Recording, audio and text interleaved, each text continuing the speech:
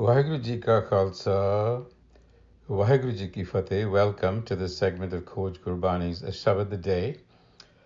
We conclude Var Rag Maj Mahalla Pehla today with the 27th and concluding Var, which begins with Salok Mahalla Duja, Dikhiya Aakh Bhujhaiya, Sifti Sache Sameo, तिनको क्या उपदेसिय जिन गुर नानक देओ। महला पहला। आप बुझाए सोई बुझै, जिस आप सुझाए तिस सब किछ सुझै। कह कह कथना माया लुझै, हुक्मी सगल करे आकार। आपे जाने सर्व विचार, अखर नानक अख्यो आप। लहे परात होवे जिस दात Pauri.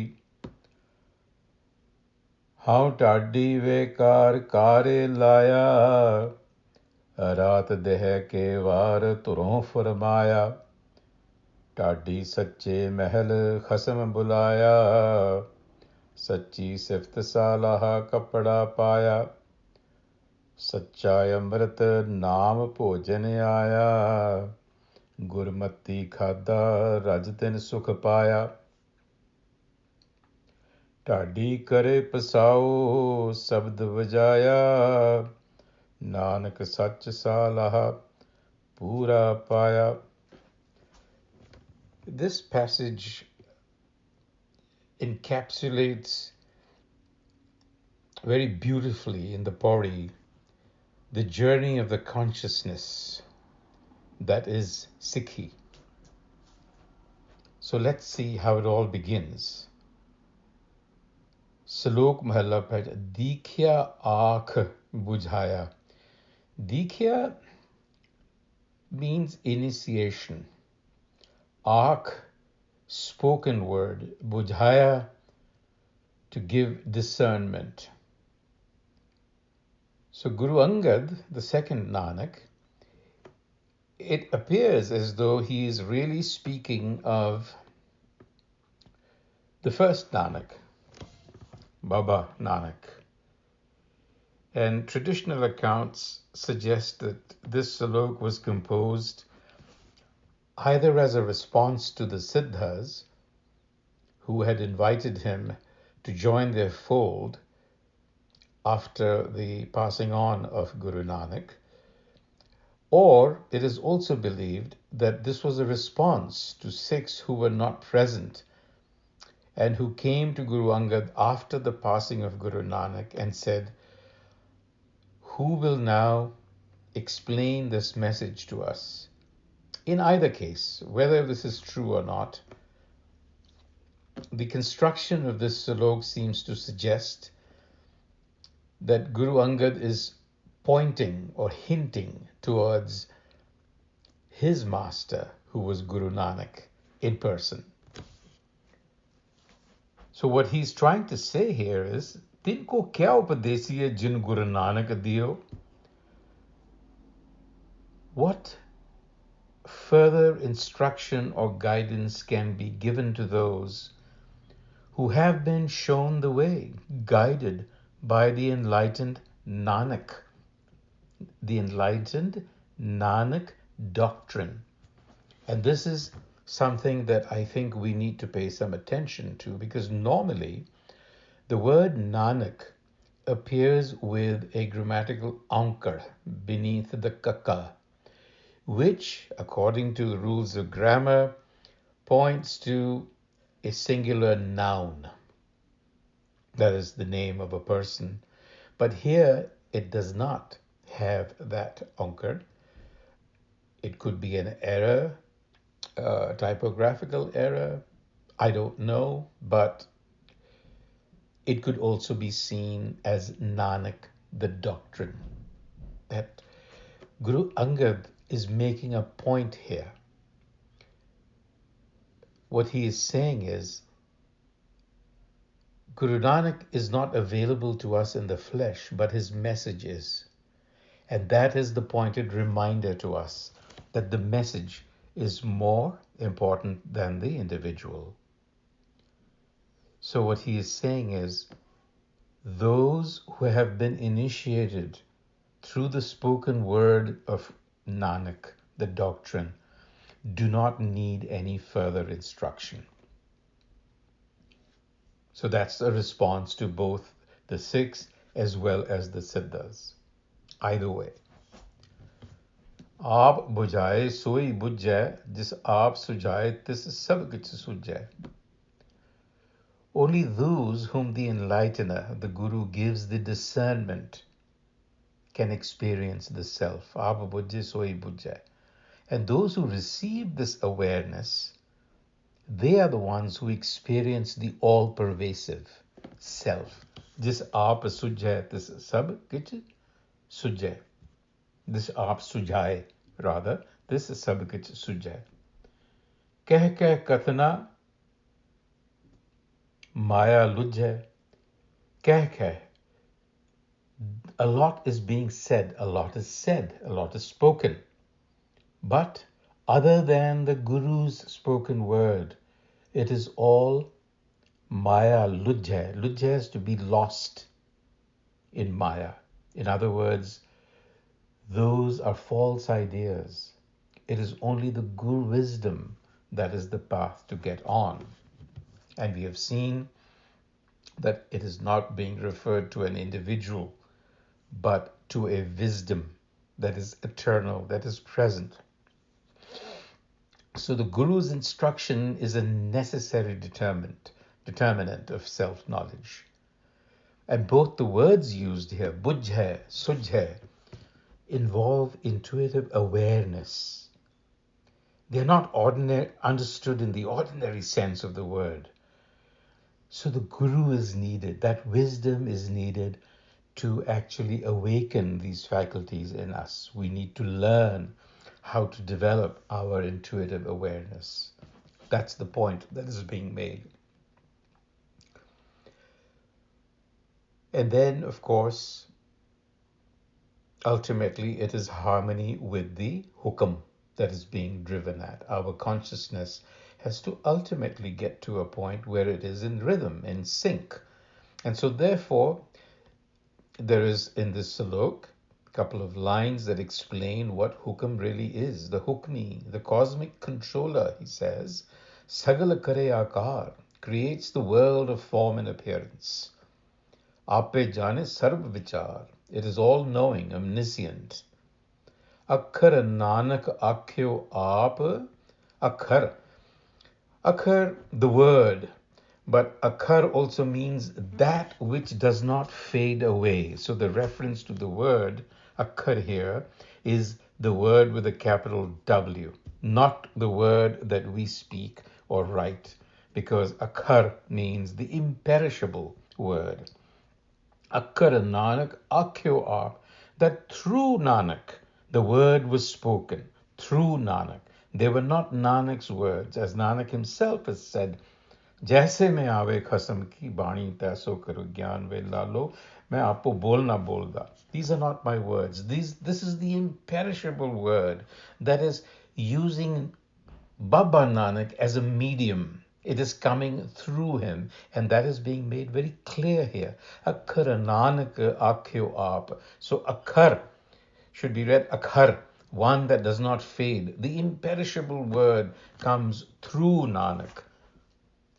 Lahe, lahe, parat. Lahe comes off, doubts. Those who hear this, and obviously first hear it with their words, but then hear it with their insight. Those who heard it were enlightened. They acquire enlightenment. So this is that process. And then we come to how tardive kar kare laya. This is quite often quoted in our translations as how tardi. We need to talk a little bit about Tadi, Vekar, Kare Laya. Most translators and commentators have translated Tadi to mean a songster, a minstrel, or a singing bard. And it's fine. That is correct as far as it goes. But one would suggest that we should keep the context in mind. And the context is this, that Tadis are also called tombs, singers, but Tadi is also signifies lowly, because the Tadis came from lower castes. And secondly, in addition to that, if you keep the backdrop of Gurmat in mind, you understand then that Guruji is really talking about the journey of the consciousness. And then, if you look at the word Vekar against that backdrop, Vekar has been translated as useless or unemployed, which again is not incorrect. It is something that we use, but it is actually Bekar. If you look at the etymology of the word Vekar, it really means modification, something that is modifying all the time. It is also referred to as an affliction. And this affliction is that of the mind, man bevikar, the constant changing thoughts of the mind, the ego. So if we bear both this in mind, taken together, we should read this as an afflicted ego consciousness, the beginning. So if we bear that in mind, let's see how this Pauri translates. How Tadi Vekar, my lowly consciousness, was afflicted with ego. How Tadi Vekar. Vekar, affliction. Tadi, my lowly consciousness. Kare Laya. Kare, again, is translated as work, but Kare also means medicine. Medicine. So we should treat this here as my lowly consciousness, which was afflicted with ego consciousness, was given the medicine of visdom. So the medicine of wisdom was administered to me. Kare laya.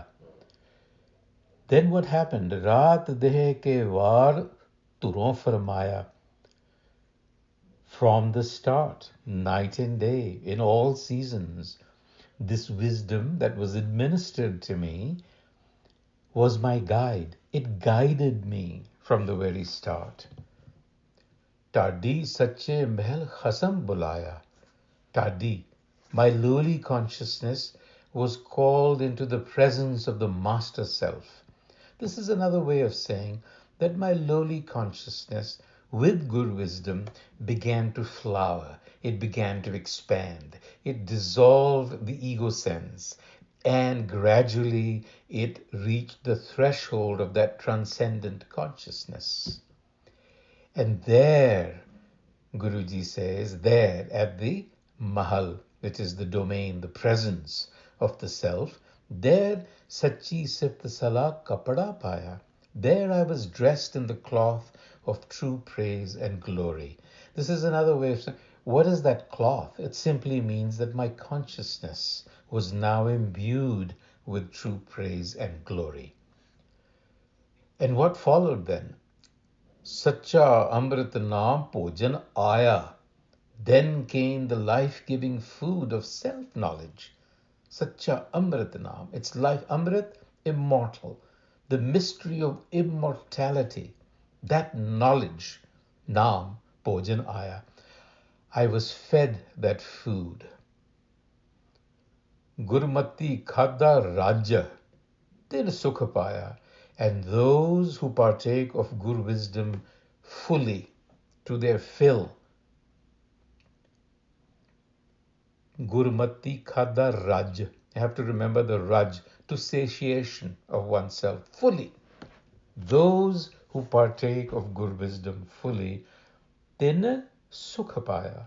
They attain harmony with Hukam. Recall the previous salok. It's pointing to the Hukam. This is the context that we must always bear in mind. Tadi kare pasao sabad vajaya. Now, this is also translated as being that I then became a drum beater for the Absolute One. But I think in this passage, what Guru Nanak is saying is that my lowly consciousness with Guru wisdom flowered. Pasao means to expand. Sabad vajaya, through the spoken word. Through the word, my lowly consciousness flowered and expanded. And he concludes by saying, Nanak Sach Salahi Pura Paya. Sach Salahi means, Salaha means to pray, to offer salutations, to submit. Nanak says, Sach Salahi. By submitting to the Sach, the Self, Pura Paya, I became whole again. My consciousness was relieved of its affliction, its divisions, its fragmentations, and I became whole again. That, in sum, is the passage.